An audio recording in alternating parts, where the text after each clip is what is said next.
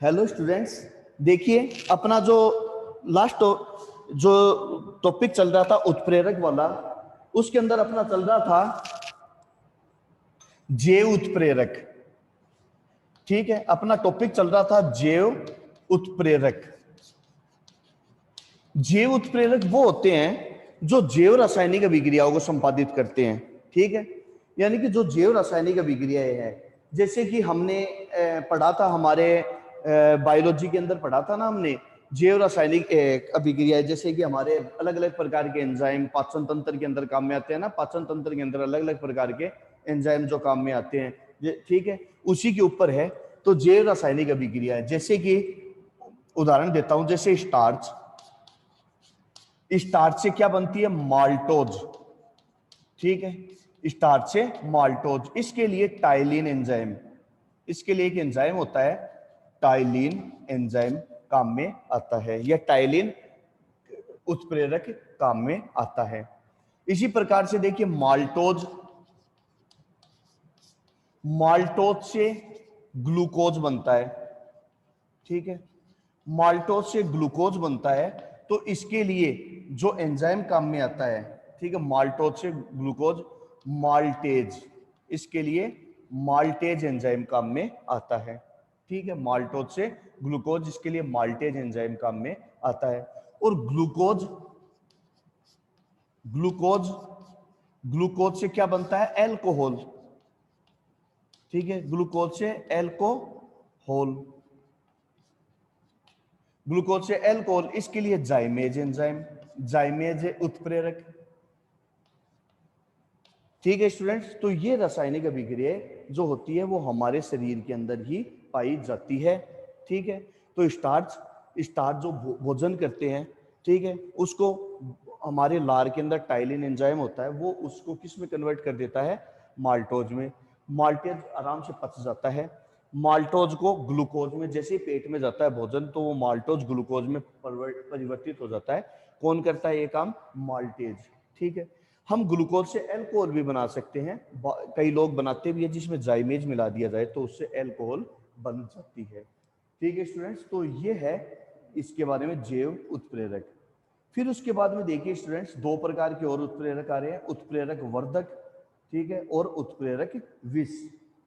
ठीक है, तो नेक्स्ट है उत्प्रेरक वर्धक। तो देखिए क्या होता है उत्प्रेरक वर्धक।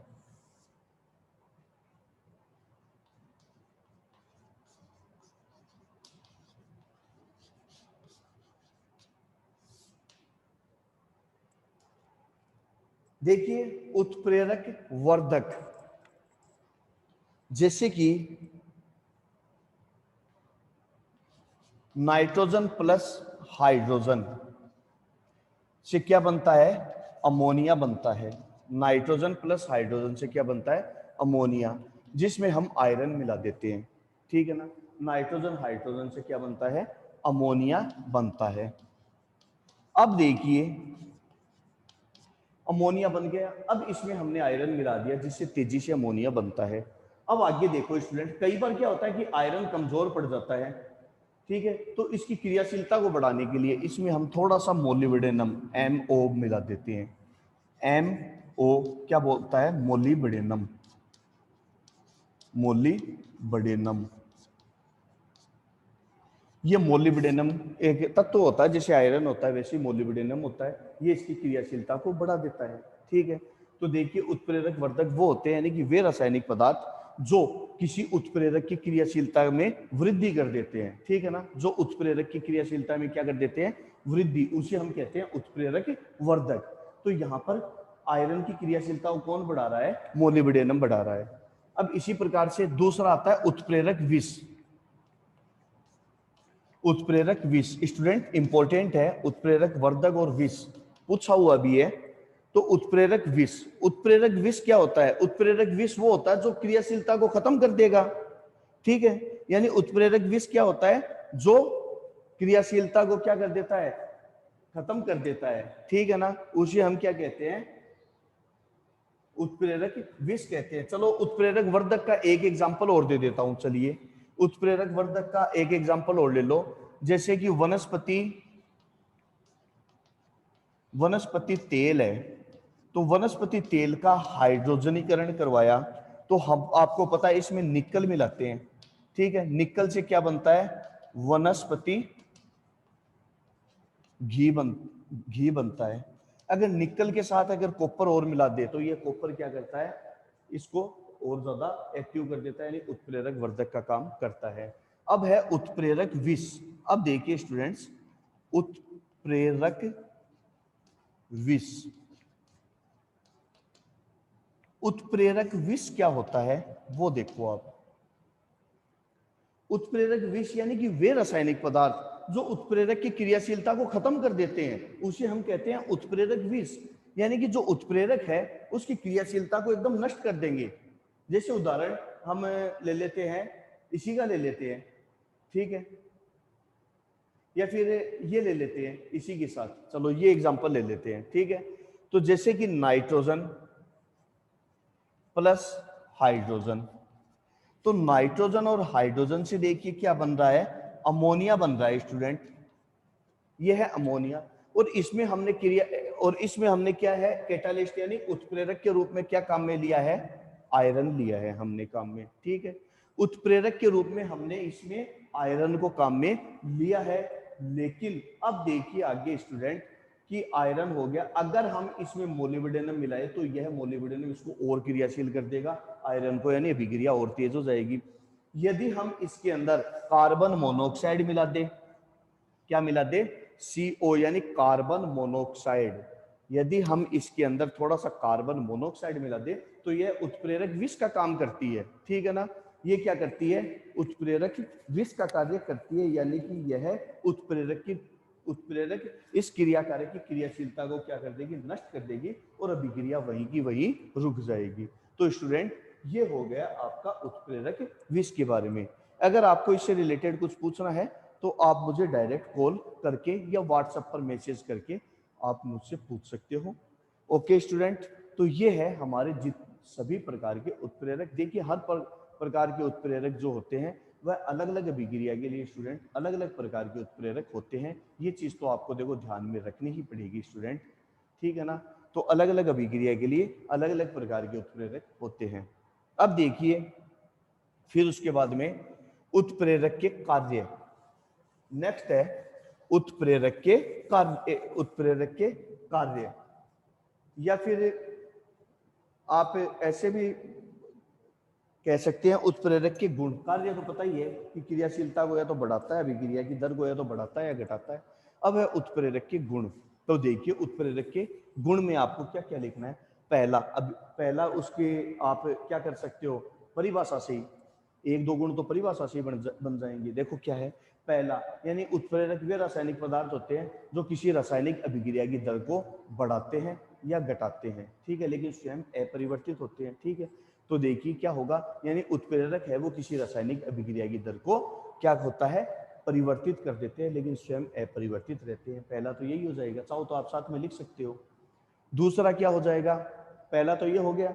दूसरा गुण क्या हो सकता है, दूसरा गुण ये हो सकता है कि उत्प्रेरक जो होते हैं वो रासायनिक अभिक्रिया की दर को बढ़ाते हैं घटाते हैं, लेकिन स्वयं अपरिवर्तित होते हैं, ठीक है।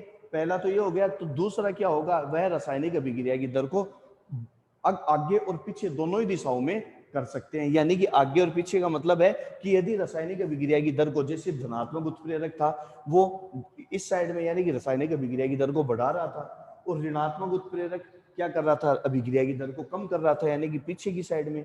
तो यह आगे की साइड में और पीछे की साइड में, दोनों ही साइड में कार्य करते हैं। ओके स्टूडेंट्स, फिर देखिए नेक्स्ट हो जाएगा कि उत्प्रेरक की थोड़ी सी ही मात्रा बहुत होती है, सही है। किसी भी रासायनिक अभिक्रिया के अंदर जो हम उत्प्रेरक मिलाते हैं इसकी हल्की सी मात्रा ही बहुत होती है, हमें ज्यादा मात्रा में उत्प्रेरक को मिलाने की आवश्यकता नहीं होती है, बस थोड़ी सी इसकी मात्रा मिला दो बहुत है, ठीक है। फिर नेक्स्ट है कि यह रासायनिक अभिक्रिया की दर को, ठीक है, परिवर्तित करता है, सही है कि यह रासायनिक अभिक्रिया की दर को, मैं ये सब चीज लगभग चीजें आपको परिभाषा से ही बता रहा हूं कि यह रासायनिक अभिक्रिया की दर को परिवर्तित करना है, यानी कि उत्प्रेरक केवल रासायनिक अभिक्रिया की दर को स्टूडेंट परिवर्तित ही करता है, अभिक्रिया को न तो शुरू करता है और न ही उसका अंत करता है। यानी ऐसे समझ लो कि उत्प्रेरक जो होता है वो रासायनिक अभिक्रिया की दर को केवल परिवर्तित करता है, उसे शुरू नहीं करता है। ठीक है स्टूडेंट, तो ये होता है उत्प्रेरक। फिर उसके बाद में देखिए उत्प्रेरक एक निश्चित ताप पर ही क्रियाशील होते हैं। ठीक है, यानी कि जैसे कि नाइट्रोजन और हाइड्रोजन है, इसको मिला के हमने गर्म किया इस तरह, ठीक है, तो एक निश्चित ताप पर ही आयरन काम करेगा। यदि तापमान बदल जाता है, कम हो जाए या ज्यादा हो जाए, तो उस स्थिति में उत्प्रेरक बिल्कुल भी कार्य नहीं करेगा। तो ये चीज याद रखना, यह रासायनिक अभिक्रिया की एक निश्चित ताप पर ही कार्य करता है। ठीक है स्टूडेंट, फिर उसके बाद में अलग अलग अभिक्रिया के लिए अलग अलग उत्प्रेरक होता है। ये चीज इंपॉर्टेंट है, आपने ये चीज देखी होगी। मैंने अभी तक कितनी अभिक्रिया लिख दी उत्प्रेरक के अंदर, ठीक है, उसके अंदर आपने देखा होगा कि अलग अलग अभिक्रिया में मैं अलग अलग उत्प्रेरक काम में ले रहा हूँ। ठीक है, अमोनिया में आयरन ले रहे हैं, वनस्पति घी से तेल बनाने के अंदर हम निकल ले रहे हैं। ठीक है, और इसके अलावा हाइड्रोजन पेरोक्साइड के अंदर हमने अलग लिया, सल्फर डाइऑक्साइड में नाइट्रोजन के ऑक्साइड लिया है। तो अलग अलग अभिक्रिया में अलग अलग, तो अलग अलग अभिक्रिया के लिए अलग अलग उत्प्रेरक होते हैं। तो इसके लगभग 6 या 7 गुण हो गए। इनको आप चाहो तो वीडियो को रिवाइंड करके लिख सकते हो, इसके नोट्स बना सकते हो। ठीक है स्टूडेंट, तो अपना आज उत्प्रेरक वाला टॉपिक कंप्लीट हो गया। इसको आप 2-3 बार स्टूडेंट बुक से थोड़ा पढ़ोगे तो आपको लर्न हो जाएगा। बस इसको साथ साथ में रिटर्न वर्क करना है, लिख करके याद करोगे बहुत अच्छी तरह याद होगा। ठीक है स्टूडेंट, क्योंकि देखिए वैसे इसकी कोई वो नहीं है कि भाई इसकी कोई शॉर्टकट ट्रिक है, इसको तो याद करना ही पड़ेगा, क्योंकि अलग अलग अभिक्रिया के अलग अलग है। अब नेक्स्ट है स्टूडेंट अपना टॉपिक, वो है ऑक्सीकरण एवं अपचयन। अपना ऑक्सीकरण व अपचयन नेक्स्ट टॉपिक है, और हर बार पूछते हैं इसमें से। तो सबसे पहले देखिए, एक होता है ऑक्सीकरण। स्टूडेंट देखिए, एक होता है ऑक्सीकरण, एक होता है अपचयन। मैंने आप लोगों को थोड़े दिन पहले एक वीडियो भेजा था स्टूडेंट, आपको मैंने कुछ एक वीडियो भेजा था, अपलोड किया था। उस वीडियो के अंदर 2 प्रकार की चीज इस तरीके से था। एक था विद्युत ऋणी, एक था विद्युत धनी, और इसमें कुछ मैंने ये भी लिखाया था कि विद्युत ऋणी में एक तो होता है ऑक्सीजन और विद्युत धनी में एक होता है हाइड्रोजन। इसको तो, इन दोनों को तो मैंने अलग अलग किया था, और फिर कुछ विद्युत ऋणी तत्वों के मैंने आपको उदाहरण भी यहाँ दिए थे। ठीक है ना, कुछ विद्युत ऋणी तत्वों के मैंने उदाहरण भी दिए थे। इसके अलावा अदर, वो उनको याद करना पड़ेगा, तभी जाकर के ऑक्सीकरण और अपचयन समझ में आएगा। अदरवाइज यह टॉपिक बिल्कुल भी नहीं समझ में आएगा। और अगर उन तत्वों को समझ लिया, उनकी संयोजकता जो ऊपर लिखी हुई है ना, जैसे कि O-2 यानी इसकी संयोजकता 2 होती है, H+ इसकी संयोजकता 1 होती है, यानी इनकी संयोजकता के साथ अगर इनको याद कर लिया तो गारंटी के साथ है ऑक्सीकरण और अपचयन आपके लिए बहुत ही सिंपल हो जाएगा। अब इसको अब आप देखिए इसको कैसे करते हैं, ऑक्सीकरण क्या होता है। ठीक है, इसकी परिभाषा समझने की कोशिश कीजिए स्टूडेंट। तो सबसे पहले हम बात करते हैं ऑक्सीकरण। तो देखिए ऑक्सीकरण कि ऑक्सीकरण के अंदर देखिए ऑक्सीजन का जुड़ना, भाई सीधी सी बात है, ऑक्सीजन का जुड़ना ऑक्सीकरण कहलाता है। आप इसको स्टेप बाय स्टेप समझो। ऑक्सीकरण का मतलब क्या होता है, ऑक्सीजन के साथ संयोग, और अपचयन का मतलब हाइड्रोजन के साथ संयोग। ठीक है, अपचयन का मतलब हाइड्रोजन के साथ संयोग, और ऑक्सीकरण का मतलब ऑक्सीजन के साथ संयोग। अब कुछ अभिक्रिया स्टूडेंट ऐसी भी होती है जिसके अंदर ऑक्सीजन नहीं होती है, तो इसके साथ, जैसे फ्लोरीन, क्लोरीन, ठीक है, नाइट्रोजन -3, ये क्या है, विद्युत -2, ये क्या है, विद्युत ऋणी तत्व है। तो अगर यह नहीं है तो बाकी विद्युत ऋणी तत्व का संयोग हो जाए तो भी क्या है, ऑक्सीकरण है। तो ऑक्सीकरण क्या हुआ कि ऑक्सीजन से संयोग होना या विद्युत ऋणी तत्वों से संयोग होना क्या कहलाता है, ऑक्सीकरण कहलाता है। हाँ स्टूडेंट, तो आ गया समझ में। तो ऑक्सीकरण यानी ऑक्सीजन से संयोग या विद्युत ऋणी तत्व से संयोग। और अपचयन वही चीज, अगर हाइड्रोजन नहीं है तो बाकी विद्युत धनी तत्व भी तो हो सकते हैं, जैसे सोडियम है, पोटेशियम है, कैल्शियम है, ठीक है, एल्यूमिनियम है, तो बाकी विद्युत धनी तत्वों से भी तो संयोग हो सकता है। तो अपचयन वो होता है जिसमें हाइड्रोजन से योग हो या विद्युत धनी तत्व से संयोग हो, तो इसे हम क्या कहते हैं, अपचयन। ठीक है। ऑक्सीकरण की फिर देखते हैं कि या तो ऑक्सीजन से संयोग हो या हाइड्रोजन निकले तो भी अब ऑक्सीकरण हो सकता है, या फिर कोई विद्युत धनी तत्व निकल जाए तो भी ऑक्सीकरण हो सकता है। ठीक है। और अपचयन में हाइड्रोजन से संयोग या विद्युत धनी तत्व से संयोग या फिर ऑक्सीजन का निकलना, या तो इससे संयोग हो या इसका निकलना, या विद्युत ऋणी तत्व का निकलना या ऑक्सीजन का निकलना क्या कहलाता है, अपचयन कहलाता है। ओके स्टूडेंट, तो सबसे पहले देखिए हम क्या कहेंगे, ऑक्सीकरण। ऑक्सीकरण की परिभाषा क्या होती है, यानी कि वह रासायनिक अभिक्रिया जिसमें किसी कोई भी पदार्थ ऑक्सीजन से संयोग करता हो या किसी अन्य विद्युत ऋणी तत्व से संयोग करता हो, क्योंकि ऑक्सीजन भी तो विद्युत ऋणी है ना, ऑक्सीजन से संयोग करता हो या अन्य किसी विद्युत ऋणी तत्व से संयोग करता हो। ठीक है। अथवा हाइड्रोजन का ह्रास हो, यानी हाइड्रोजन इससे निकले, या कोई अन्य विद्युत धनी तत्व का ह्रास हो, उसे हम क्या कहते हैं, ऑक्सीकरण अभिक्रिया कहते हैं। ओके स्टूडेंट्स, तो इस परिभाषा को समझो, ये जो चीज बता रहा हूं इनको, इन टॉपिक को समझो, न कि रट्टाफिकेशन करो। तो देखिए स्टूडेंट, अब अपन इसके कुछ उदाहरण लेते हैं। सबसे पहले क्या था उदाहरण, ऑक्सीजन से संयोग। पहला है ऑक्सीजन से संयोग, ये परिभाषा है इतनी लंबी, तो ऑक्सीजन से संयोग वाला देखते हैं अपन सबसे पहले। तो देखिए एग्जाम्पल ऐसा, जैसे कार्बन प्लस ऑक्सीजन, तो क्या बनाएगा, carbon dioxide. Carbon plus oxygen, carbon dioxide. Magnesium plus oxygen क्या बनाएगा, मैग्नीशियम ऑक्साइड। ठीक है। इसी प्रकार से जिंक प्लस ऑक्सीजन, यहां 2 लिख देता हूं संतुलित करने के लिए, 2 है स्टूडेंट। जिंक प्लस ऑक्सीजन क्या बनाएगा, ये 2, फिर जिंक ऑक्साइड। ये जो लिखे है ना मैंने, ये 2 और ये संतुलित के लिए देखो, मैग्नीशियम 2, मैग्नीशियम 2, 2 मैग्नीशियम, ऑक्सीजन भी 2 है, तो ये 2 इससे भी गुणा होगा, यानी ऑक्सीजन भी 2 है। ठीक है ना। तो इस प्रकार से जिंक कितने हैं, 2 है, तो जिंक 2 है, ऑक्सीजन भी 2 है, तो ये 2 ऑक्सीजन है। ठीक है ना। तो ये स्टूडेंट क्या होता है, ऑक्सीकरण, यानी जिसमें किससे योग होता है, ऑक्सीकरण से या अन्य विद्युत ऋणी तत्व से। ठीक है।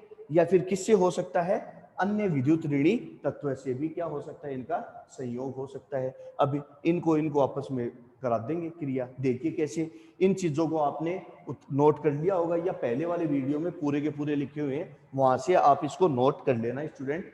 तो देखिए अब अपन देखते हैं सेकंड पॉइंट। देखिए पहला है ऑक्सीजन से योग, सेकंड है विद्युत ऋणी तत्व से, सेकंड है विद्युत ऋणी तत्व से संयोग। अब विद्युत ऋणी तत्व से संयोग देखिए कैसे, विद्युत ऋणी तत्व से संयोग क्या कहलाता है, ऑक्सीकरण कहलाता है। तो अब देखिए स्टूडेंट, इसका कोई उदाहरण विद्युत ऋणी तत्व से संयोग का, जैसे देखो ऐसे समझ लो, Na plus Cl, 2Na plus Cl क्या बनाएगा, 2NaCl। अब देखो किसका ऑक्सीकरण हो रहा है, विद्युत ऋणी कौन सा है, सोडियम है या क्लोरीन। उस सारणी के हिसाब से मैंने आपको बताया था, यही है क्लोरीन विद्युत ऋणी, ये विद्युत धनी है। आप यौगिक में भी समझ सकते हो। तो स्टूडेंट देखो, आयनिक यौगिकों के अंदर एक विशेषता होती है कि पहले विद्युत धनी आता है, यानी पहले वाला हमेशा पॉजिटिव चार्ज और बाद में नेगेटिव चार्ज। तो इसका मतलब क्लोरीन क्या है, विद्युत ऋणी। अब क्लोरीन किस विद्युत ऋणी किससे जुड़ रहा है, सोडियम से। तो इसका मतलब सोडियम का क्या हो रहा है, यहाँ ऑक्सीकरण हो रहा है, ये ध्यान रखना।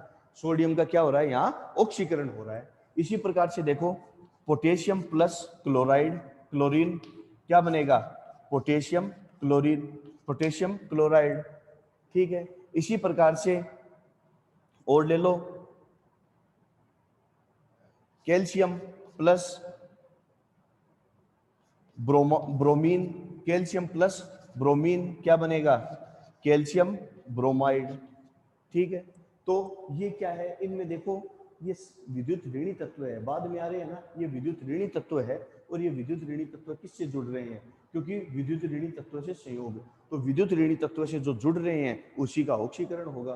तो देखो यहाँ सोडियम, पोटेशियम, कैल्शियम, इनका क्या हो रहा है? ऑक्सीकरण हो रहा है, क्योंकि ये नेगेटिव तत्व से जुड़ रहे हैं। ठीक है स्टूडेंट, फिर देखिए नेक्स्ट है पॉइंट, इनको चाहो तो आप साथ साथ नोट करते जाना स्टूडेंट। फिर आगे देखिए, ऑक्सीजन से हो गया। अब नेक्स्ट पॉइंट क्या था स्टूडेंट? हाइड्रोजन का ह्रास। नेक्स्ट क्या था? नेक्स्ट पॉइंट क्या था स्टूडेंट? हाइड्रोजन की कमी। ठीक है, तो थर्ड पॉइंट था हाइड्रोजन की कमी। हाइड्रोजन की कमी यानी जिसमें हाइड्रोजन की कमी हो उसे हम क्या कहते हैं? ऑक्सीकरण कहते हैं। अब देखो ऐसी कोई चीज हाइड्रोजन की कमी वाला, जैसे कि ऐसे समझ लो सोडियम हाइड्राइड NaH, इसका नाम है सोडियम हाइड्राइड, ध्यान रखना NaH का नाम है सोडियम हाइड्राइड। सोडियम हाइड्राइड टूटेगा Na+ हाइड्रोजन में। तो हाइड्रोजन किससे अलग हो रहा है? सोडियम से। तो सोडियम का क्या हो रहा है? यहाँ ऑक्सीकरण हो रहा है। ठीक है, इसके अलावा देखो HCl हाइड्रोक्लोरिक अम्ल। तो देखिए हाइड्रोक्लोरिक अम्ल टूटेगा तो क्या होगा? Hydrogen plus chlorine. जल देख लो 2H2O, जल है, जल में विद्युत धारा प्रवाहित करते हैं तो ये जल का अणु टूटता है, यानी हाइड्रोजन और ऑक्सीजन में यह टूटता है। तो यह अभिक्रिया जिससे हाइड्रोजन की कमी हो रही है तो उसे हम क्या कहते हैं? क्या कहते हैं? उसे हम ऑक्सीकरण कहते हैं। एग्जाम्पल देखो सोडियम हाइड्राइड, इसमें सोडियम से हाइड्रोजन अलग हो रहा है, इसलिए सोडियम का ऑक्सीकरण होगा। हाइड्रोक्लोरिक अम्ल के अंदर हाइड्रोजन किससे अलग हो रहा है? क्लोरीन से। ध्यान रखो हाइड्रोजन किससे अलग हो रहा है? क्लोरीन से हाइड्रोजन अलग हो रहा है, इसलिए क्या होगा? ऑक्सीकरण किसका होगा? क्लोरीन का होगा। ध्यान रखना क्लोरीन का यहाँ हो जाएगा ऑक्सीकरण। जल में ऑक्सीजन से हाइड्रोजन क्या हो रहा है? अलग हो रहा है। हाइड्रोजन क्या हो रहा है? अलग हो रहा है ऑक्सीजन से, तो यहाँ ऑक्सीजन का क्या हो जाएगा? ऑक्सीकरण होगा। तो ये तीसरा पॉइंट, ये अगर एग्जाम में स्टूडेंट पूछ लिया तो सारे पॉइंट लिखने पड़ेंगे। हाँ, सबके एक एक दो दो एग्जाम्पल आप याद रख सकते हो, अगर समझो तो उसकी होड़ ही नहीं है, बहुत अच्छा है। अदरवाइज आप सबके एक एक दो दो एग्जाम्पल जरूर आपको एग्जाम में लिखने हैं। फिर देखिए नेक्स्ट है फोर्थ पॉइंट कि हाइड्रोजन की कमी या विद्युत धनी तत्व की कमी।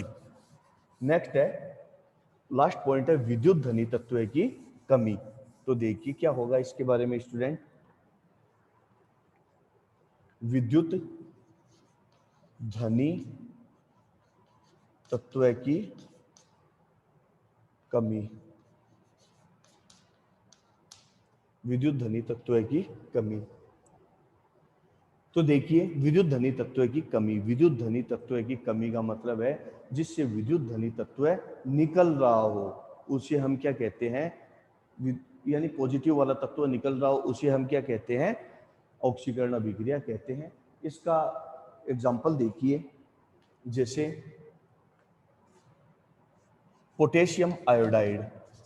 पोटेशियम आयोडाइड पर क्लोरीन ने क्रिया की तो आपको विस्थापन अभिक्रिया बताई थी ना, अधिक क्रियाशील तत्व कम क्रियाशील तत्वों को हटा देता है। तो यहाँ पर देखिए क्लोरीन आयोडीन से ज्यादा क्रियाशील है। इनकी क्रियाशीलता का क्रम बता देता हूँ मैं आपको, ये याद रख लेना इनकी क्रियाशीलता का क्रम।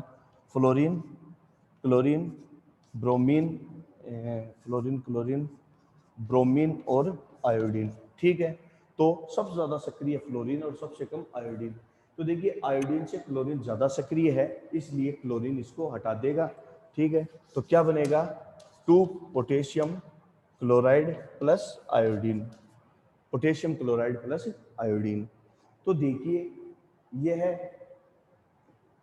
विद्युत धनी कौन सा हुआ? ये प्लस ये माइनस। अब ये प्लस किससे अलग हुआ? आयोडीन से। प्लस किससे अलग हुआ? आयोडीन से हुआ ना, तो आयोडीन का क्या हो जाएगा? क्या हो जाएगा यहाँ? ऑक्सीकरण। ठीक है स्टूडेंट, तो आयोडीन का यहाँ पर ऑक्सीकरण हो जाएगा, ये चीज ध्यान रखो। और देख लो example, sodium bromide, sodium bromide plus chlorine, ये भी ले लो आपसे, सोडियम ब्रोमाइड प्लस क्लोरीन तो क्या हो जाएगा, NaCl प्लस Br2। इसी प्रकार से, ठीक है, तो यह किसका एग्जाम्पल है, विद्युत धर्मी से तत्व की कमी यानी ऑक्सीकरण। तो यहाँ पर आयोडीन का ऑक्सीकरण हो रहा है और यहाँ पर ब्रोमीन का ऑक्सीकरण हो रहा है। तो स्टूडेंट ये हो गया आपका ऑक्सीकरण वाला टॉपिक कंप्लीट। फिर उसके बाद में नेक्स्ट जो आता है वो आता है अपचयन। नेक्स्ट है अपचयन। इसको आप ध्यान से देखो, 2-3 बार पढ़ोगे आपके समझ में आ जाएगा, ठीक है। 2-3 बार आपको ये अभिक्रियाएं निकालनी पड़ेगी। अगर एग्जाम में पूछ लिया तो सीधे थ्योरी से काम नहीं चलेगा, आपको इसकी अभिक्रियाएं निकाल के इस तरीके के एग्जाम्पल देने पड़ेंगे, तब जाके आपको नंबर मिलेंगे, ठीक है। फिर आगे देखते हैं अपन अपचयन। देखिए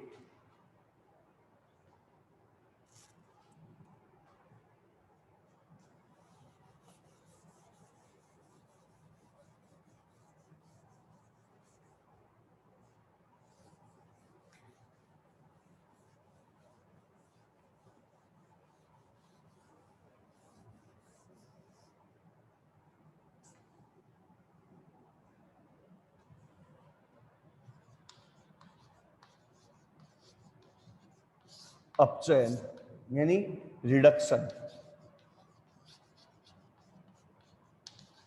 ऑक्सीकरण को कहते हैं, ऑक्सीकरण को कहते हैं ऑक्सीडेशन, ठीक है। ध्यान रखना, ऑक्सीकरण को हिंदी में ऑक्सीकरण को उपचयन भी कहते हैं। ध्यान रखना क्या कहते हैं, उपचयन या ऑक्सीकरण, और इंग्लिश में कहते हैं उसको ऑक्सीडेशन, और अपचयन को कहते हैं रिडक्शन, ठीक है। तो आगे देखिए, अब एक चीज याद रखना, एक होता है उपचयन, उपचयन, एक होता है अपचयन। तो स्टूडेंट उपचयन और अपचयन में आपको कंफ्यूज नहीं होना है। उपचयन कहते हैं ऑक्सीकरण को, उपचयन कहते हैं ऑक्सीडेशन यानी ऑक्सीकरण को, और अपचयन कहते हैं, अपचयन आपको भी बता ही रहा हूं मैं, ठीक है ना। तो उपचयन और अपचयन में कंफ्यूज मत हो ना। कई बार एग्जाम के अंदर, हिंदी मीडियम वालों थोड़ा विशेष ध्यान रखना, कई बार एग्जाम में उपचयन लिखा हुआ रहता है और स्टूडेंट ये सोच लेते हैं अपचयन होगा, मिस प्रिंटिंग होगी, और वो अपचयन वाला कर देते हैं, और क्वेश्चन आपको, आंसर आपको आते आते एकदम सही आंसर आ रहा है, फिर भी आपकी गलती हो जाती है।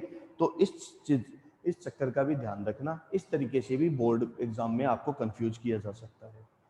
तो चलिए अब अपन बात करते हैं, अपने टॉपिक पर आते हैं, उप अपचयन के। अपचयन क्या होता है, वही किससे संयोग होता है, हाइड्रोजन से, ठीक है, या किसकी कमी होती है, ऑक्सीजन की, ठीक है। तो देखिए वह रासायनिक अभिक्रिया जिसमें किसका से संयोग होता है, कोई तत्व का हाइड्रोजन से संयोग हो या विद्युत धनी तत्व से संयोग हो, यानी जिसमें किसी तत्व का हाइड्रोजन से संयोग हो या विद्युत धनी तत्व से संयोग हो, या फिर ऑक्सीजन की कमी हो या किसी विद्युत ऋणी तत्व की कमी हो, उसे हम क्या कहते हैं, अपचयन कहते हैं। एग्जाम्पल देखो स्टूडेंट, पहला है हाइड्रोजन से संयोग। स्टूडेंट ध्यान रखना, ऑक्सीकरण यानी जो उपचयन है ना, उसके लगभग विपरीत एग्जाम्पल ही आपको इसमें मिलेंगे। तो ऑक्सीकरण को एकदम अच्छी तरह कर लो, हाइड्रोजन से संयोग, पहला यही तो था परिभाषा में, क्या होता है, हाइड्रोजन से संयोग।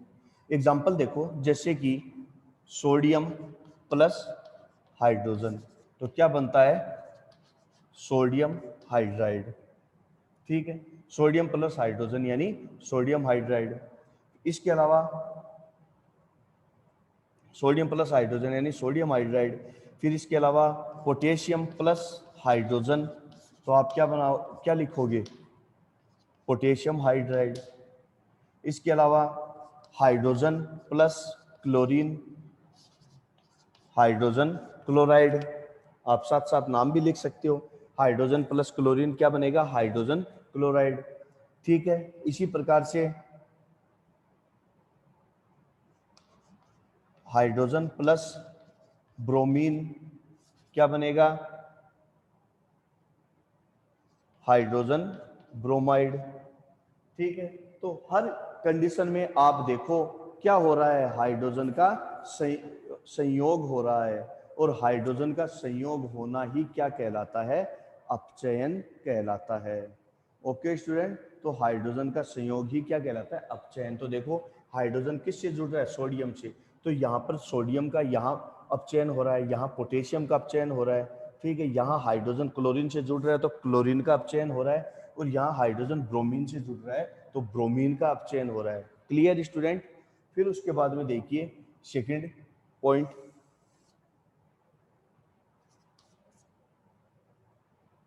विद्युत और अपचयन क्या होता है, जिसमें हाइड्रोजन से संयोग। अब मान लो हाइड्रोजन ही नहीं है, कोई ऐसा एग्जांपल हो जिसमें हाइड्रोजन नहीं हो, तो अपचयन का कैसे करोगे, तो विद्युत धनी तत्व से संयोग, विद्युत धनी तत्व से संयोग, विद्युत धनी तत्व से संयोग क्या कहलाता है, क्या कहलाता है, अपचयन कहलाता है। तो अपचयन की जो प्रक्रिया है, यानी कि जिसमें किससे संयोग होता है, विद्युत धनी तत्व से संयोग होता है, उसे हम क्या कहते हैं, अपचयन कहते हैं। अब आगे देखो अपचयन की कोई ऐसा उदाहरण, जैसे देखो पहले दिया था वही देता हूं, सोडियम प्लस क्लोरीन क्या बनेगा, सोडियम क्लोराइड। अभी समझाता हूं मैं इसको, देखिए कैसे।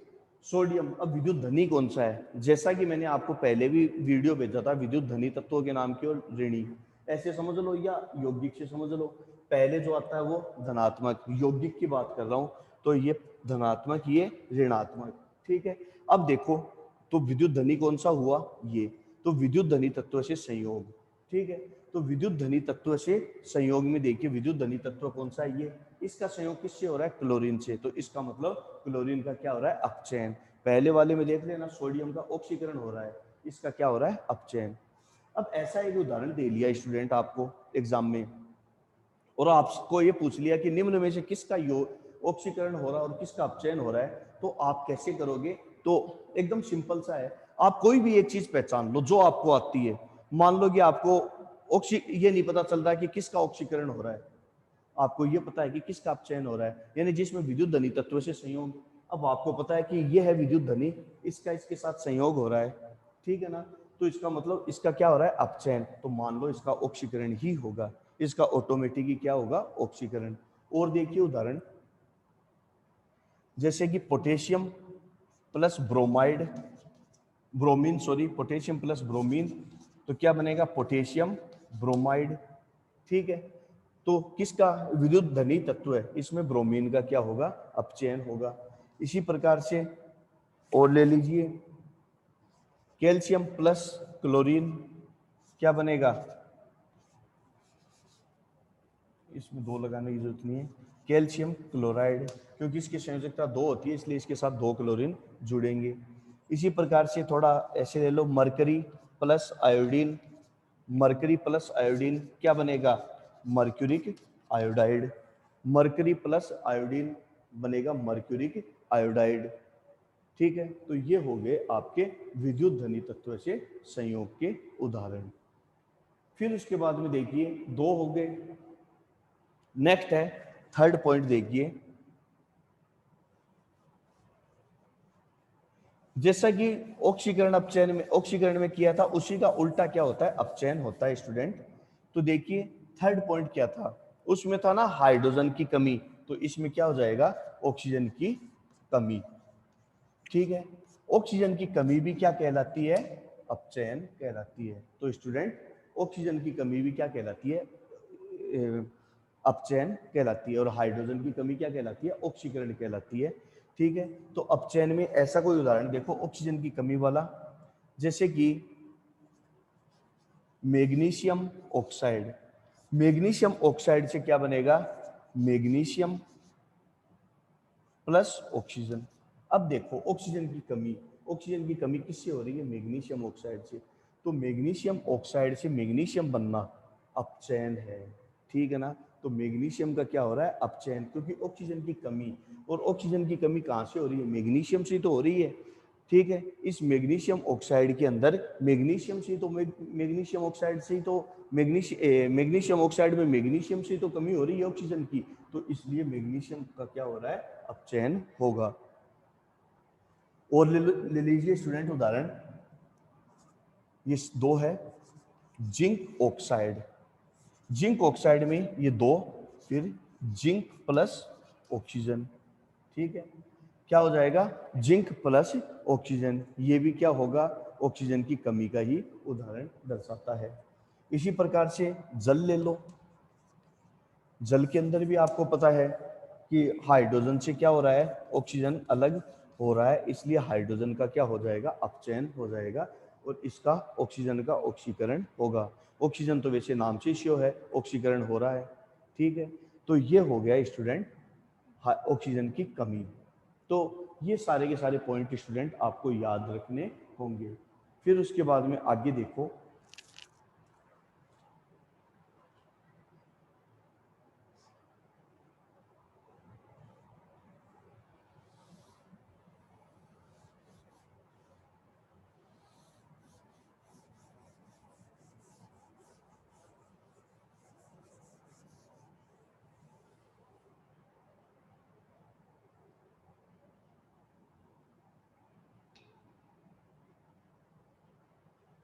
चौथा ऑक्सीजन की कमी या विद्युत ऋणी तत्व की कमी। तो चौथा है विद्युत ऋणी तत्व की कमी। विद्युत ऋणी तत्व की कमी भी क्या कहलाती है, ऑक्सीकरण कहलाती है। तो अब देखिए विद्युत ऋणी तत्व की कमी का उदाहरण। आगे देखिए विद्युत ऋणी तत्व की कमी,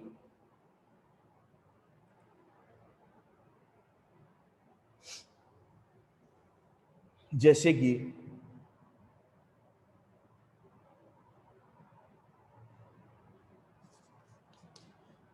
FeCl3 आयरन से। अब देखो विद्युत ऋणी कौन सा है, ये माइनस है, ये प्लस है, तो इसकी कमी हो जाएगी, तो क्या बन जाएगा, आयरन FeCl2 प्लस Cl2।